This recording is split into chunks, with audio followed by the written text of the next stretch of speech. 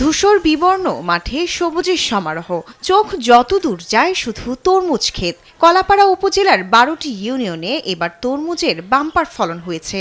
ইতিমধ্যে ফলন কাটা শুরু হয়েছে, কেউ কেউ করছেন বাজারজাত। দামও ভালো পাওয়ায় স্বস্তিতে রয়েছেন চাষিরা। গত বছর যে তরমুজ দিচ্ছে এর চাইতে আলহামদুলিল্লাহ তরমুজ এবছর অনেক ভালো। আমরা কৃষকেরা অনেক খুশি।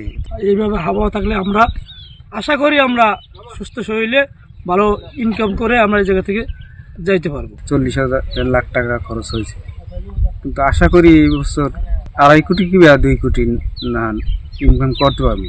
উপজেলার ধানখালী ইউনিয়নের 5 জুনিয়া গ্রামের কৃষক খোকন গাজী, তিনি এবছর 30 একর জমিতে গ্রেড 1 জাতের আগাম তরমুজ চাষ করেছেন। সঠিক পরিচর্যায় তার ক্ষেতের এক একটি তরমুজের ওজন হয়েছে 2 থেকে 3 কেজি। তরমুজ আবাদে তার খরচ হয়েছে 22 লাখ টাকা। 70 থেকে 80 লাখ টাকার তরমুজ বিক্রির আশা করছেন তিনি।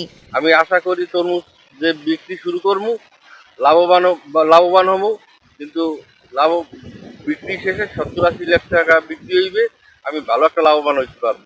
গত বছরের তুলনায় এবছর 300 একর বেশি জায়গায় তরমুজের আবাদ হয়েছে। শুধু এক উপজেলা থেকে 400 কোটি টাকার তরমুজ বিক্রির আশা করছেন কৃষি অধিদপ্তর। এবছর আমাদের প্রায় 4,500 হেক্টর জমিতে তরমুজের আবাদ হয়েছে, যেটি গতবার মাত্র 3400 হেক্টর ছিল।